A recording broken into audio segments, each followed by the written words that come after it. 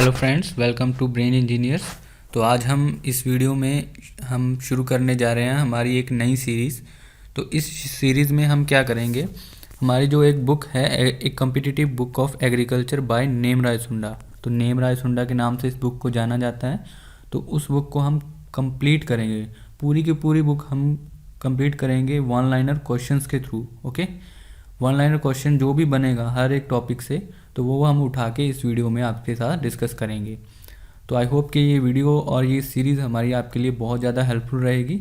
और अगर कोई भी एग्ज़ाम है आपका जिसमें एग्रीकल्चर का पार्ट जो है पूछा जाता है, तो उसमें ये वीडियो डेफिनेटली आपके लिए हेल्पफुल रहेगा। और इसके अलावा अगर कोई भी आपकी क्वेरी हो तो उसके लिए आप कमेंट बॉक्स में कमेंट करिए और चैनल को जल्दी से सब्सक्राइब कर लीजिए, ताकि जो सारी वीडियोस हैं वो आपके पास जो है टाइम से पहुंच सके। तो शुरू करने जा रहे हैं हम आज का ये हमारा part number 1 of complete name Rai Sunda through one liner question series. देखते हैं हमारा first question. Mycorrhiza is the symbiotic association between. तो माइकोराइजा जो है वो एक सिम्बायोटिक एसोसिएशन भी है, किस किस के बीच में है? The answer is fungus and roots of higher plants. Fungus and roots of higher plants. दूसरा क्वेश्चन देखते हैं। VAM is used as. VAM क्या है? Vascular आर्बस्कुलर mycorrhiza. वैम की फुल फॉर्म नोट कर लीजिए, वेस्कुलर आर्बस्कुलर माइकोराइजा। तो किस काम के लिए यूज़ किया जाता है इसको? That is phosphorus solubilising bacteria. Okay, phosphorus solubilising bacteria. Question number 3। Cereals are deficient in which amino acid. तो जो हमारे सीरियल्स हैं, सीरियल क्रॉप्स हैं, राइस व्हीट टाइप, तो वो उसमें कौन सा अमाइनो एसिड जो है वो कम होता है, कम पाया जाता है? The answer is lysine. Okay, lysine. Next question. Amino acids which is deficient in legumes. तो सीरियल्स में लाइसिन कम होता है और हमारी लेग्यूम्स जो हैं, दालें हैं जो, उसमें जो है कौन सा अमाइनो एसिड है वो कम होता है? The answer is methionine. Okay, methionine. Question number 5। Power tiller is most suitable for the cultivation of. तो पावर टिलर जो हमारा है वो किस टाइप की कल्टीवेशन के लिए यूज़ किया जाता है? द आंसर इज पैडी के लिए। ओके, पावर टिलर हम पैडी में यूज़ करते हैं। Next question, question number 6। Tetrazolium test is done for. तो जो हमारा जो टेट्राजोलियम का टेस्ट जो यूज़ किया जाता है वो किस काम के लिए यूज़ किया जाता है? The answer is to test the viability of seed. Okay, कितना वायबल है सीड, उसको टेस्ट करने के लिए हम टेट्राजोलियम टेस्ट यूज़ करते हैं। ओके, तो इसमें क्या होता है कि जो टेट्राजोलियम क्लोराइड नाम का एक जो हमारा केमिकल है वो यूज़ किया जाता है एक्चुअली। तो उससे स्टेनिंग करता है, वो स्टेनिंग पर्पज़ के लिए यूज़ किया जाता है वो। तो उसी तरीके से वो जो है हमारी सीड की वायबिलिटी बताता है। Next question number 7। In wet nursery of rice level of water is maintained at. तो जो हमारा राइस है उसकी नर्सरी में हमें कितनी हाइट तक जो है वाटर जो है मेंटेन करना है, जो पानी उसमें खड़ा किया जाता है, तो कितनी हाइट तक जो है पानी हमें रखना है? The answer is 5 centimetre. तो 5 सेंटीमीटर तक हम उसमें पानी के लेवल को मेंटेन रखेंगे। Question number 8। Ultraviolet radiation are absorb by. तो अल्ट्रावायलेट जो रेडिएशन है, यूवी रेडिएशन है, उसको कौन अब्जॉर्व करता है? बहुत इजी क्वेश्चन है। The answer is ozone layer. Okay, ozone layer. Question number 9। First Indian director of ICR is. तो आईसीआर का, Indian council of agriculture research का पहला इंडियन डायरेक्टर, तो ये वर्ड जहाँ पे इम्पॉर्टेंट है, इंडियन डायरेक्टर, तो कौन है वो, कौन था? The answer is doctor V Vishwanath. Okay, doctor B Vishwanath. Question number 10। The most critical stage of irrigation for wheat is. तो क्रिटिकल स्टेजेस एक क्रॉप की लाइफ साइकिल में कई होती हैं, लेकिन मोस्ट क्रिटिकल स्टेज जो है वो एक ही होती है, तो वो आपको डेफिनेटली याद रखनी है। तो व्हीट के केस में कौन सी है? That is CRI, crown root initiation stage, जो कि आती है हमारी सोइंग से 21 दिन बाद। ओके, 21 दिन बाद जो है ये स्टेज आती है व्हीट क्रॉप में। Next question number 11। Jhuming is practice of rice cultivation इन। तो इंडिया के, हमारे देश के कौन से पार्ट में झूमिंग जो है इसे प्रैक्टिस यूज़ किया जाता है as a practice for rice cultivation? The answer is eastern parts of India. Okay, eastern parts जो हैं वहाँ पे झूमिंग की प्रैक्टिस की जाती है। इसमें क्या होता है कि जैसे एक फील्ड जो है वो उसको कल्टीवेट करते हैं। उसके बाद जब 2-3 साल बाद, कुछ साल बाद उसकी जो प्रोडक्टिविटी ख़त्म हो जाती है तो उस फील्ड को छोड़ देते हैं और दूसरी जगह जंगल को काट के जो है वहाँ पे फिर दोबारा एग्रीकल्चर वो शुरू कर देते हैं। तो इस तरह से इस प्रैक्टिस को झूमिंग बोलते हैं। Next question number 12, basic objective of sustainable agriculture is. तो सस्टेनेबल एग्रीकल्चर जो है उसका बेसिक ऑब्जेक्टिव क्या है? The answer is to maintain ecological balance. Okay, तो यही मेन ऑब्जेक्टिव है सस्टेनेबल एग्रीकल्चर का। हमें रिसोर्सेज को जुडिशियल यूज़ करना है, उनको बचा के रखना है, जितना चाहिए उतना यूज़ करना है। तो इस तरीके से जो है हम इकोलॉजिकल बैलेंस को भी मेंटेन कर पाएंगे। Next question number 13, the plants growing in salt water are known as. तो जो खारे पानी में उगाए जाने वाले जो प्लांट्स हैं, सॉल्ट वाटर में जो ग्रो करने वाले प्लांट्स हैं, उनको क्या बोला जाता है? The answer is halophytes. Okay, question number 14, crop canopy temperature is measured by. तो हमारी जो क्रॉप है उसकी आसपास के कुछ एरिया को जो है क्रॉप कैनोपी माना जाता है। ओके, उसका जो टेम्परेचर है उस क्रॉप कैनोपी का, उसको हम क्या बोलते हैं? ओके, उसको किस चीज़ से मेज़र किया जाता है? The answer is infrared thermometer. तो इंफ्रारेड थर्मामीटर वहाँ पे यूज़ किया जाता है क्रॉप कैनोपी के टेम्परेचर को मेज़र करने के लिए। Next question number 15, reclamation disease is due to deficiency of. जो रेक्लामेशन डिसीज़ है वो किस न्यूट्रिएंट की डेफिशिएंसी से होता है? The answer is copper deficiency. Okay, copper की डेफिशिएंसी से रेक्लामेशन डिसीज़ होता है। Next question number 16, hormone related to drought tolerance is. तो ड्रॉट टॉलरेंस जो है वो कौन सा हार्मोन प्रोवाइड करता है? That is ABA, abscisic acid. ABA abscisic acid. Next question number 17, hormone used as herbicide is. तो वो कौन सा हार्मोन है वो जो एज ए हर्बिसाइड यूज़ किया जाता है? Okay, the answer is 2,4-D। Okay, 2,4-D। Next question number 18, element available in both anion and कटाइन is. तो जो पॉजिटिव चार्ज वाला भी और नेगेटिव चार्ज वाला भी, दोनों में जो अवेलेबल होता है अटनाइन में भी और कटाइन में भी, उस एलिमेंट वो कौन सा एलिमेंट है? The answer is nitrogen. Okay, nitrogen. Next question number 19, dormancy breaking hormone is. तो डोरमेंसी ब्रेकिंग हार्मोन कौन सा है? किस हार्मोन को बोला जाता है? The answer is gibberellic acid. Gibberellic acid. Question number 20, ring worm disease is caused by. तो रिंग वॉर्म जो डिसीज़ है वो कौन करता है? मतलब इसको इस तरीके से पूछा जा रहा है कि वो वायरस है, बैक्टीरिया है, फंगस है, क्या है वो? The answer is fungus. Okay, ring worm करता है fungus. Question number 21, monsoon responsible to cause rainfall in Tamil Nadu. तो हमारा तमिलनाडु जो है हमारे देश का बिल्कुल सदर्न स्टेट है, साउथ साइड में बिल्कुल लास्ट स्टेट है। तो वहाँ पे जो बारिश होती है तो वो कौन सी मानसून है जो वहाँ पे बारिश करती है? वो नॉर्थ ईस्ट मानसून है या साउथ वेस्ट मानसून है?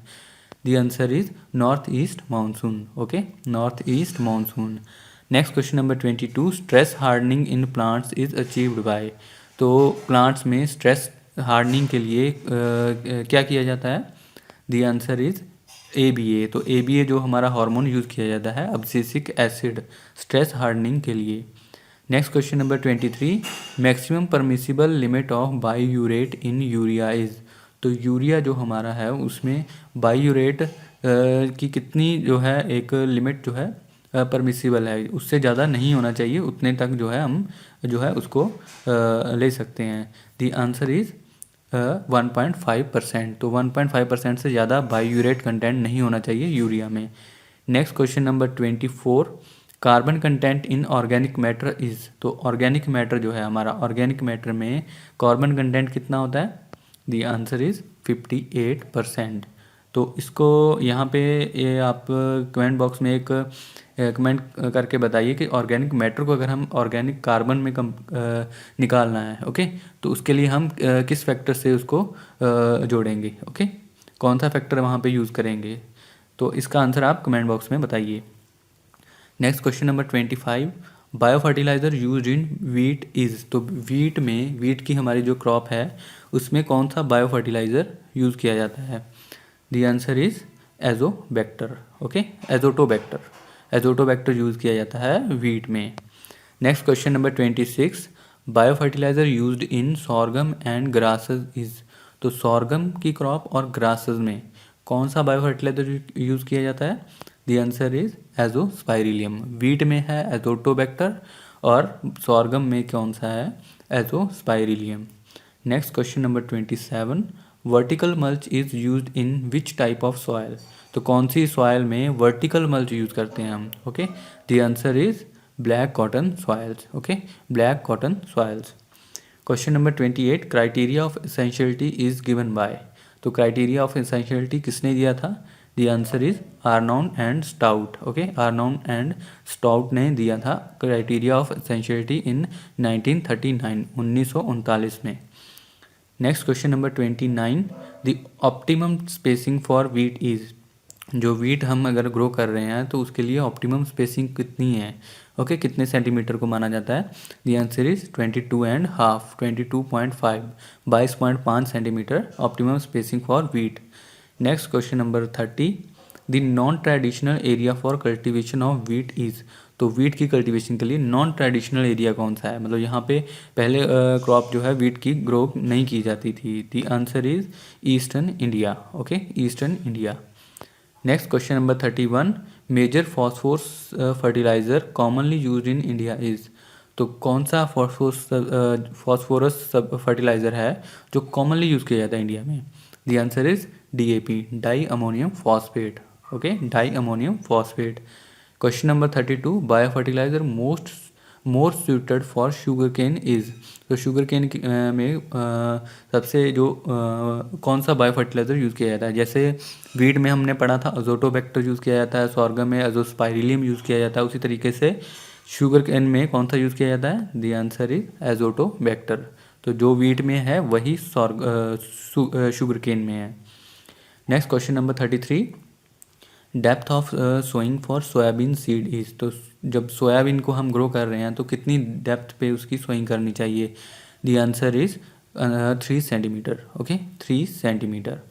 Next question number 34, first variety of rice introduced in India is. तो कौन सी वैरायटी थी राइस की जो सबसे पहले इंडिया में इंट्रोड्यूस की गई थी। The answer is TN1। तो इसका फुल फॉर्म आप कमेंट बॉक्स में बताइए TN का फुल फॉर्म क्या है, okay. Next question number 35, Indian mustard is known as. तो इंडियन मस्टर्ड जो है उसको कौन सी मस्टर्ड को इंडियन मस्टर्ड बोला जाता है। The answer is brassica juncea, okay, brassica juncea. Next question number 36, explosive fertiliser is. Explosive fertiliser कौन सी है। The answer is ammonium nitrate, okay, ammonium nitrate. Question number 37, most prominent soil group of India is. तो सबसे ज़्यादा पाया जाने वाला soil group कौन सा है, मोस्ट प्रोमिनेंट सॉयल ग्रुप कौन सा है इंडिया में, ओके, इंडिया में पूछा गया है।